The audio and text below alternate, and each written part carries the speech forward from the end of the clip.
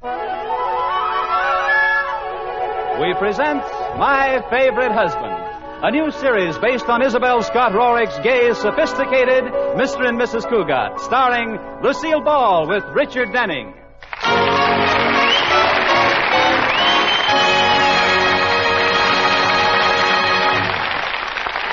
This is the story of Mr. and Mrs. Cougat, the record of a happy marriage. Well, as we look in on the Cougats this morning, the scene is familiar. Breakfast is being served in its usual manner. Liz and George are seated in their usual places. And the only sounds to be heard are the tick of the automatic toaster and the soft, cozy snap of George's cereal. But wait a minute. Can't you smell something burning? Is it the toast? Or the bacon? Or... Oh, I see. It's Liz doing a slow burn at George. Because, as usual, he has his nose buried in the morning paper. George, pay some attention to me. All right, Liz. Your hair is thinning out. Put down that paper. Why? That's not my head you're patting. It's a cantaloupe. Oh. You're always so businesslike in the morning. Why don't we ever have the kind of breakfast we had when we were first married? Remember those? I certainly do. What do you remember most? The burned toast and the lumpy cereal. Now, George, I tried to be a good cook. Yes, you did. You tried everything. You know, it was very smart of you to butter the toast with unguentine so it wouldn't burn. All right. Maybe when we were first married, I couldn't cook. But you weren't handy around the house either. You couldn't even fix the lock on the bathroom door. Oh, Liz, that was 10 years ago. Do you still remember that? Yes, every time I climbed through the window. No. I'm ready to call a truce.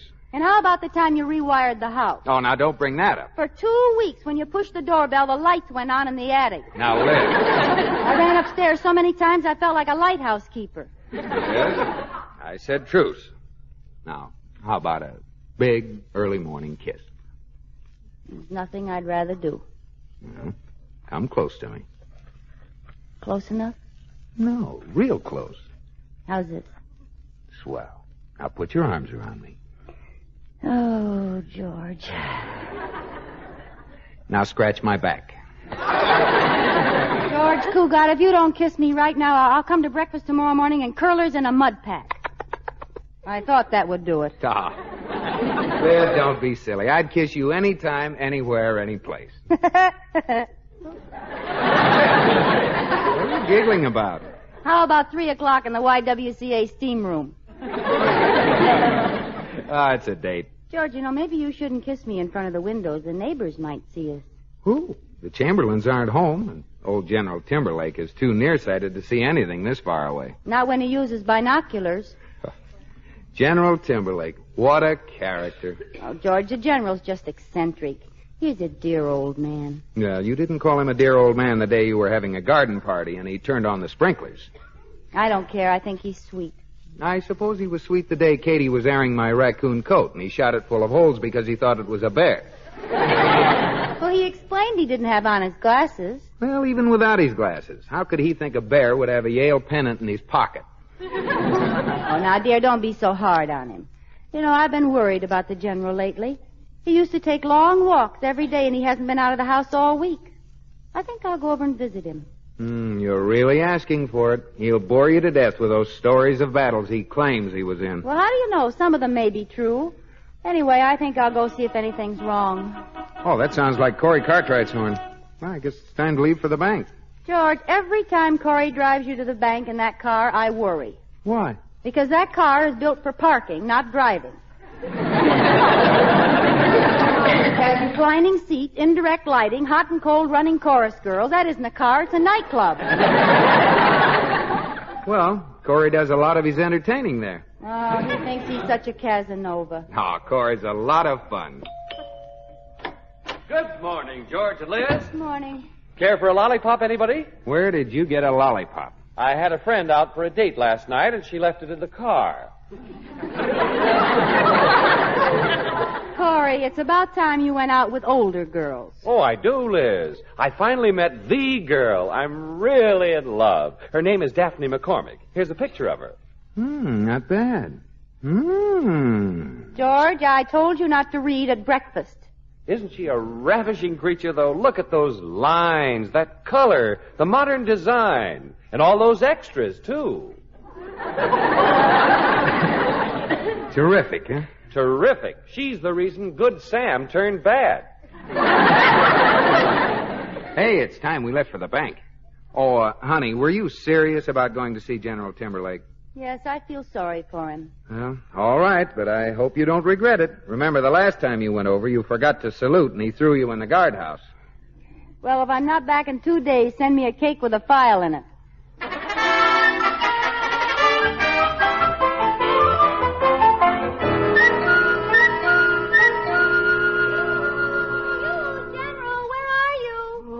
I'm over here by the hydrangea bush. Oh, hello. How are you today, General? 10-7. Oh, sorry. I forgot to salute. Eddie, pull up a knapsack and take a load off your caisson. Thank you, General. How have you been feeling? Oh, fine, thank you, Mr. Cougat. Fine, yeah. Ain't felt so good since the Battle of Bull Run. No, there was a fracas. You know, I was the youngest officer there. General, you were in the Battle of Bull Run. That was 80 years ago, and you were only a baby. Yes, I was the youngest officer there. General, are those some new medals you're wearing? I don't believe I've ever seen that big gold one with the red, white, and blue lettering. Oh, that one. Well, that's a special medal commemorating one of the greatest events in our country's history. Let me read the inscription. Well, Jubilee sale, Sears and Roebuck. No, there was a fracas. We've been worried about you, General.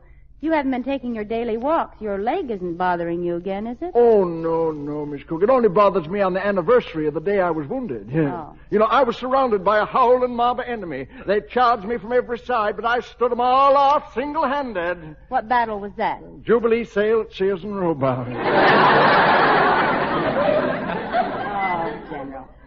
You know, I've really been concerned. I haven't seen you around for a couple of days. Is anything wrong? Oh, well, now that you mention it, there is, Miss Cougat.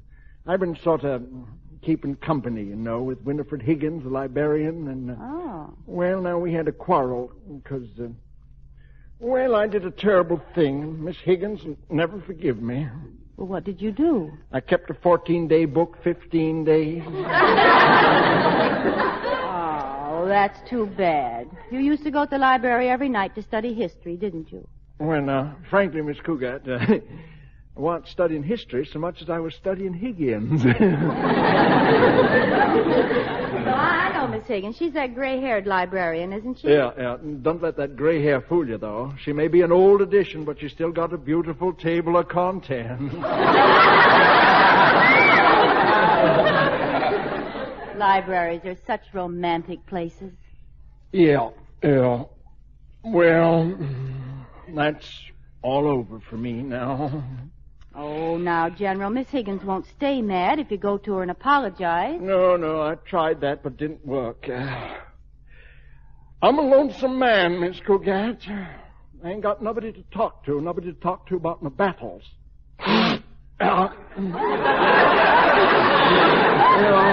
Reckon how I'm just an old soldier's just been left behind. General, you can talk to me if you like. I can? Any time at all. Well, how about this afternoon? Oh, well, that's fine. Well, sound the trumpets. Sound the trumpets. I'll be right over after chow. All right. See you later, General. Miss Cougat? Yes, General? You may go to your quarters. Oh, aye, sir.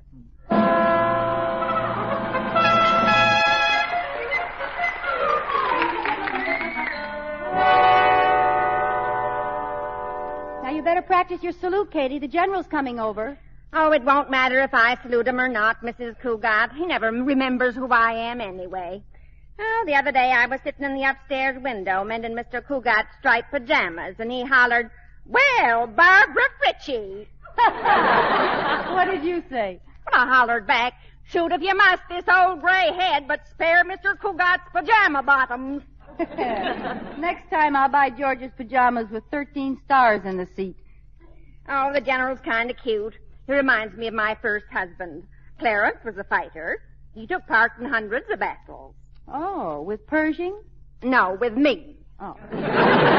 Now, Katie, was he really a military man? Well, he was wounded in combat. The enemy caught him sneaking through the lines late one night and ambushed him from behind. What happened?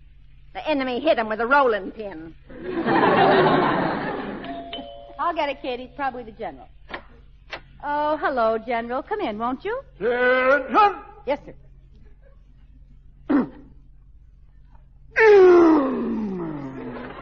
Salute him, Katie, or he won't come in. Oh, yes, ma'am. Annie. I'll be out in the kitchen doing KP.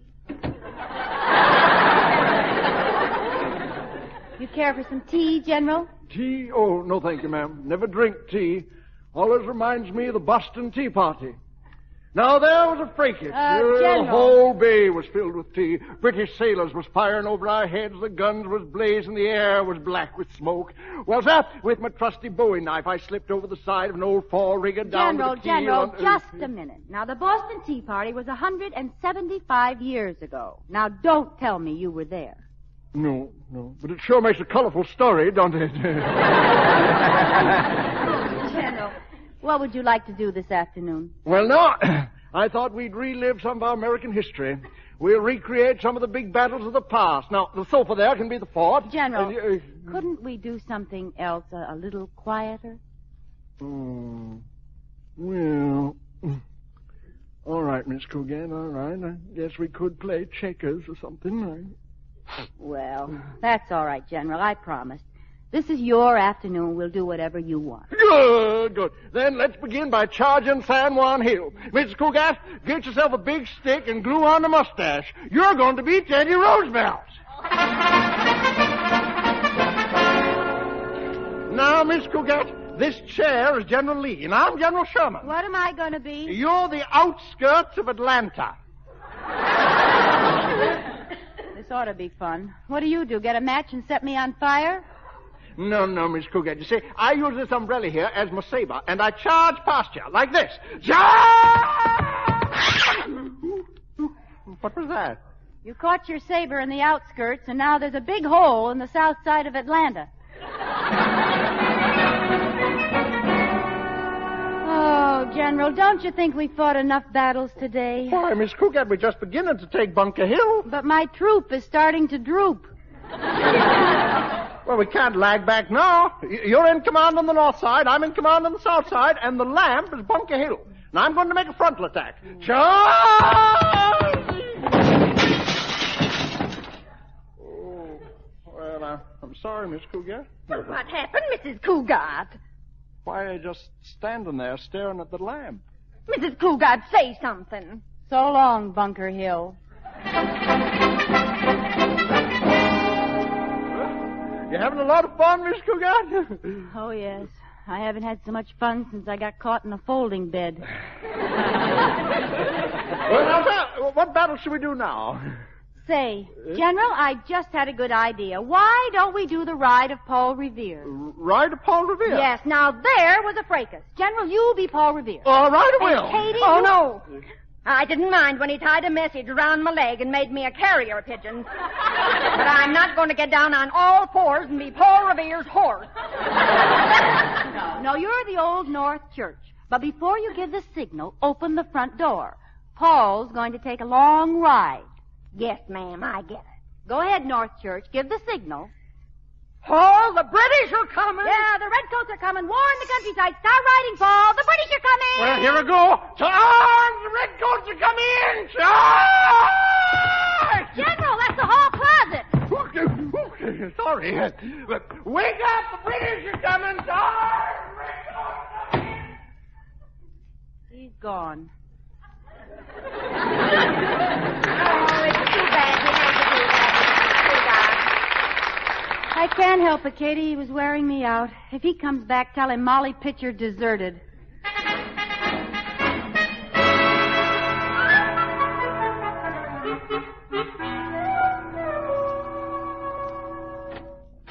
Anybody home? Liz? Oh, good evening, George. Honey, what's the matter? The general was here all afternoon. Oh. I've been fighting battles all day, and I'm so tired I can barely move my rear echelon. Oh, what did he do? Draft you? I tried to get rid of him once, but all he did was ride around the block and bivouac in the cellar. Liz, you're exaggerating. Where's Katie? Oh, you mean Pocahontas? She's upstairs, lying down. Oh. What happened to her? General Timberlake insisted she smoke a peace pipe with him, and now Pocahontas heap sick Indian. Well, I warned you about him. I know. It was a rugged day, but I'm still glad I did it. It cheered him up. He was lonesome because he'd had a fight with his girlfriend, Miss Higgins. My poor little tired papoose. George, how about giving the city of Atlanta a kiss? All right. Gee, that was more like the whole state of Georgia. Kiss me again. Let's make this Alabama, Tennessee, and Virginia. Okay. Wow, the solid South. Come on, sit on my lap, Scarlett O'Hara. All right. Hey, how do you happen to kiss so good? Oh, it's your inspiration. You're enough to make Mason throw away his Dixon. Hold me tight, George. How's this? Tighter. Oh, but Liz. Go ahead, George. Pretend I'm a sack of walnuts and crack my shells.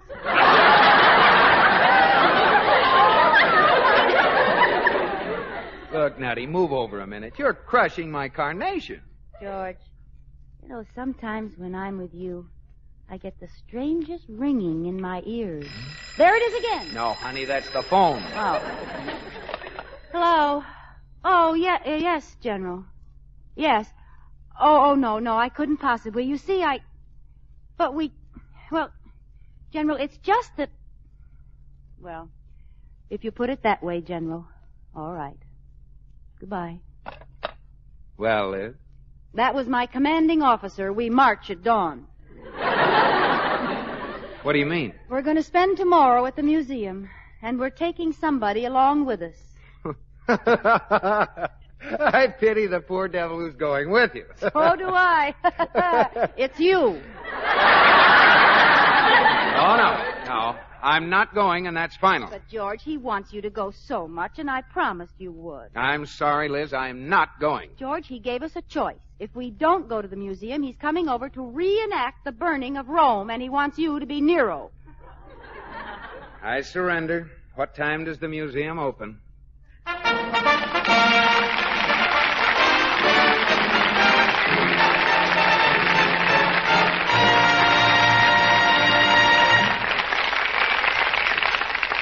You are listening to My Favorite Husband, starring Lucille Ball with Richard Denning.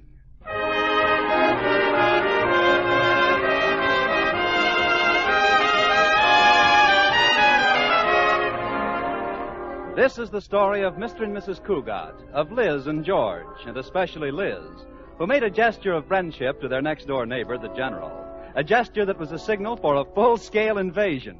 Well, the General is not only anxious to be friends, he seems to want to form a permanent military alliance. Well, Saturday morning, the General, Captain George, and Lieutenant Liz made an inspection tour of the museum. Well, Saturday afternoon, they all had target practice in the backyard. And now the captain and his first lieutenant are back in their own camp discussing strategy. Where's the General now, Liz? He went home to get cleaned up, but he's coming back in half an hour, so you better fill the bathtub with ice cubes. Fill the bathtub with ice cubes? Why? He's going to demonstrate how Washington crossed the Delaware. Oh, Liz, I can't stand much more of this army life. Neither can I. On the last march around the museum, my feet felt like 2 blisters with shoes. Well, I've had enough. Oh, he's a nice old guy, but when he asked me to climb inside the barrel of that cannon, that was the last straw. He just wanted you to see if the powder was dry. Yeah, well, if it had been, when he lit that fuse, I'd have been real gone. George, I've got an idea. There's only one way to get rid of the General. We'll patch things up with Winifred Higgins. How? Well, they say the way to a man's heart is through his stomach. We'll have them both over for dinner. Yeah, I think you've got something there. Give them 1 ear of corn between them, and they're bound to get together.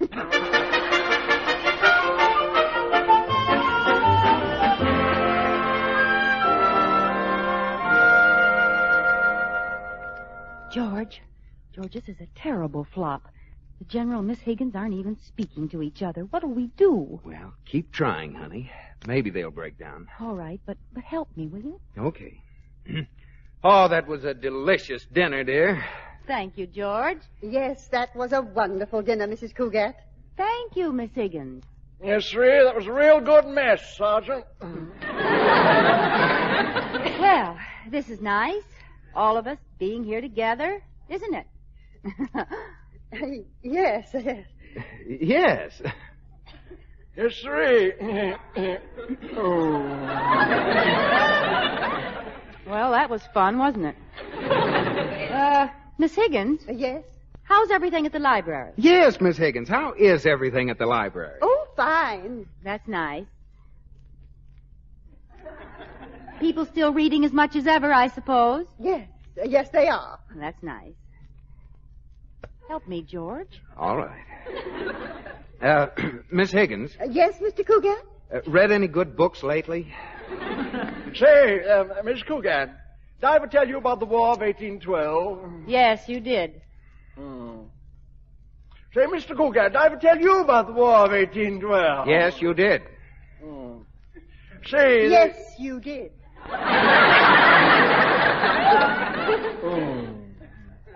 General, there's a moon out tonight, and there's a swing on the porch. Isn't there somebody you'd like to take out there? Well, no. Yes, there is. Well, then. But what'll Mr. Cougat and Miss Higgins do whilst we're gone?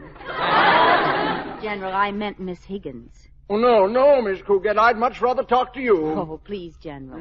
You remember the fun we had yesterday when I charged and ripped your skirt? Well, Please, General. And then we knocked over Bunker Hill and spent an hour together in the dark. Well. General, the next thing you'll be telling them how we took Fort Sumter and got locked in the closet. Well. Now, wait a minute, please. George, say something. Hi, Liz.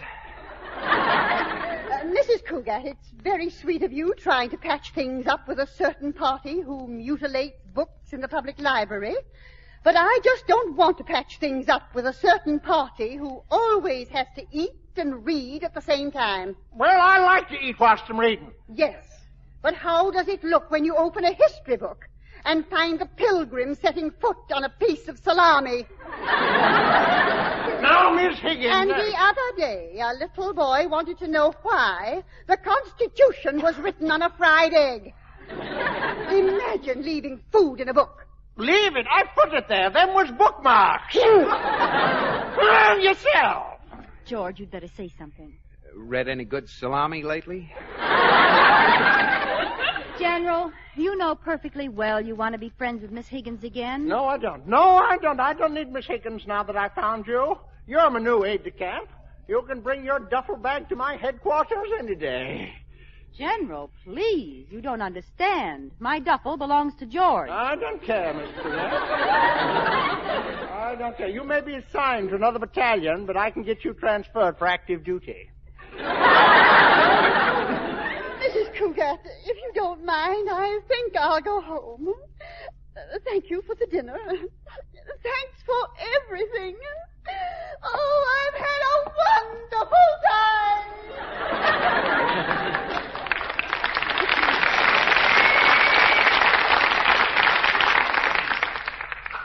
Now, General, aren't you ashamed of yourself? You've made her cry. Well, didn't expect her to do that. I tried to get you two together, and what do? You ruin it. Now, Liz, it isn't all the general's fault. Don't forget it was your idea. Well, I might have known this would happen. Just when the battle's going against me, my own captain looks me in the face and shoots me in the back.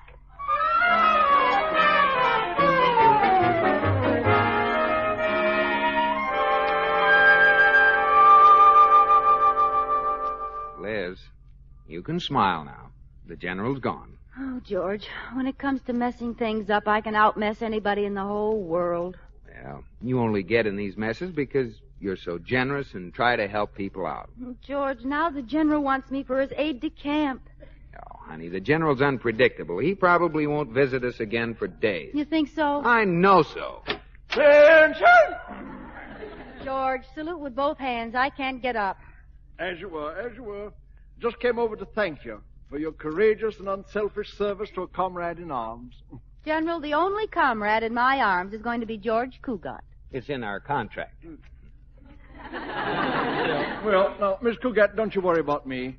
Miss Higgins and I finally made up. Yeah, we're as close as Kaiser and Fraser. Miss Higgins isn't mad at you anymore. No. She was waiting for me by the hydrangea bush. And she said I could take books out just so long I kept mustard off my bookmarks. Oh, that's wonderful. The end of a perfect day. Yeah. Of course, now there's just one thing that kind of worries me. What's that? Miss Cougat, I was using my charms on you for selfish reasons, and if it turns your head, I'm sorry. I was just trying to make Miss Higgins jealous. Why, General. General, you're kind of a wolf. Yeah. With my hair, I'm more of a silver fox, don't you think? Guess I better be getting back to the library. But, say, before I go, did I ever tell you about the Spanish-American War? Now, there was a fracas. We was down at the Philippines, see, and was hot as Billy, but... General. Huh? Now, come on, confess. You weren't really in the Spanish-American War, were you? Well, you know something, Miss Cougat? I really was. Goodbye.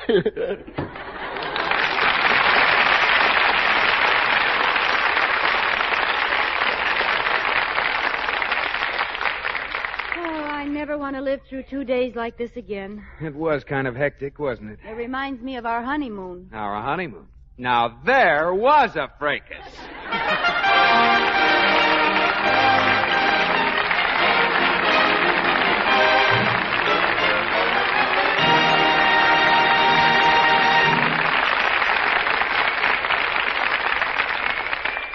Asleep, George? No. Thinking of something? Yes. What? Sleeping. George, it's stuffy in here. One of us forgot to open the window. Yeah. One of us forgot to open the window. One of us ought to get up and do it. Yeah. One of us ought to get up and do it. Well, somebody's got to do it. What are you waiting for? A burglar. Oh, George, please. All right. Now the window's stuck. I can't raise it. That's funny. There is a burglar. Oh. He's looking in the window and he's wearing striped pajamas. George, you're trying to raise the mirror. I thought he was a pretty good-looking burglar. Oh, come back over here and kiss me. Okay. But I kissed you last night and got my ear caught in a curler. I'm not wearing curlers tonight. What are you wearing? Pajamas, they're warmer.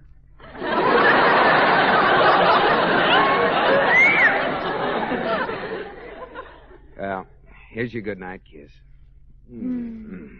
Oh, George, I'm lucky to be married to you. Why? Because if I weren't, I'd get in a lot of trouble sneaking over here every night for a kiss. Good night, George.